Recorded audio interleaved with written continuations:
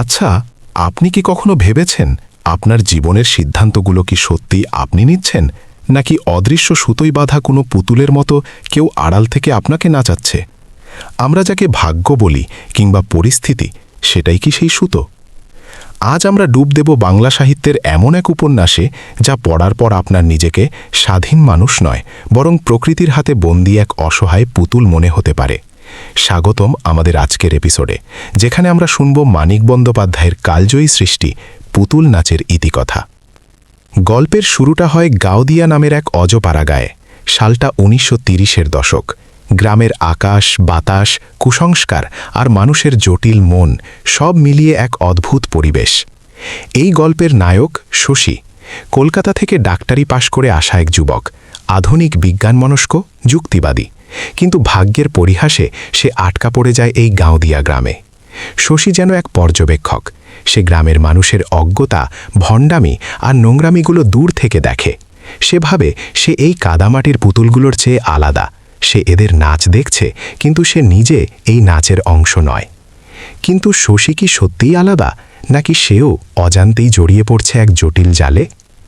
এই উপন্যাসের প্রাণ যদি শশী হয়, তবে তার হৃৎস্পন্দন হল কুসুম, বাংলা সাহিত্যের অন্যতম রহস্যময়ী নারী চরিত্র।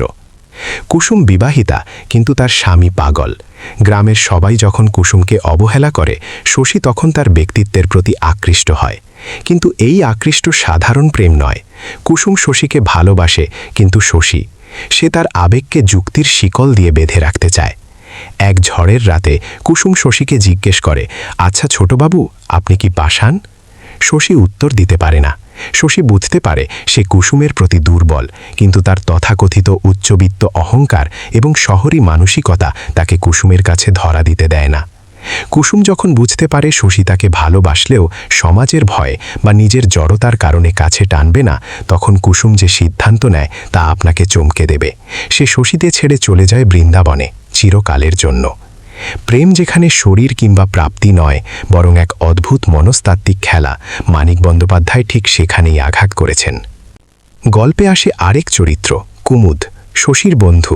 কুমুদ চঞ্চল, সে জীবনকে ভোগ করতে চায়, সে গ্রাম ছেড়ে পালায়। সে যেন শশীর ঠিক বিপরীত। কুমুদকে দেখে শশীর মনে হয়, আমিও তো পালাতে পারতাম। শশী বারবার ভাবে গ্রাম ছেড়ে চলে যাবে, বিলেতে গিয়ে বড় ডাক্তার হবে, কিন্তু প্রতিবারই কিছু না কিছু ঘটে।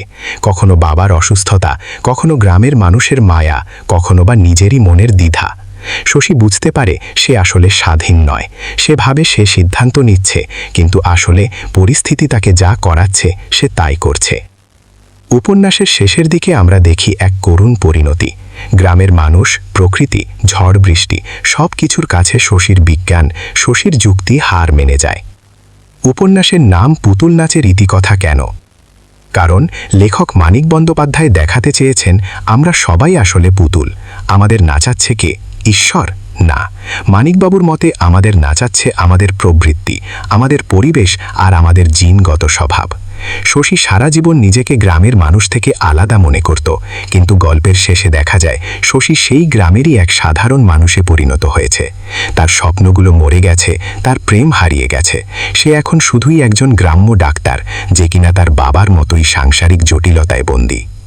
শশী আকাশের দিকে তাকিয়ে ভাবে, এই যে এত স্বপ্ন, এত পরিকল্পনা, এসবের কি কোনো অর্থ আছে? নাকি আমরা শুধু পুতুল নাচের পুতুল, খেলা শেষ হলে বাক্সে বন্দী হব?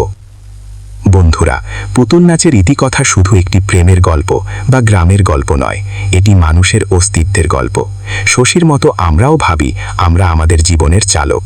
আমরা প্ল্যান করি, ক্যারিয়ার করি, স্বপ্ন দেখি, কিন্তু দিন শেষে জীবনের স্রোত আমাদের যেখানে নিয়ে যায়, আমাদের সেখানেই ভিড়তে হয়। কুসুমের সেই অভিমানী চলে যাওয়া আর শশীর সেই নির্বাক হয়ে থাকা আমাদের শিখিয়ে দেয় জীবনের সব সমীকরণ মেলে না। আজকের পডকাস্ট এখানেই শেষ করছি। মানিক বন্দ্যোপাধ্যায়ের এই কালজয়ী সৃষ্টি নিয়ে আপনার কি মতামত? আপনি কি নিজেকে স্বাধীন ভাবেন, নাকি পরিস্থিতির পুতুল? কমেন্টে জানাতে ভুলবেন না। দেখা হবে পরের এপিসোডে নতুন কোনো গল্পের সাথে। ততক্ষণ পর্যন্ত ভালো থাকুন আর সুতো ছিঁড়ে বাঁচার চেষ্টা করুন।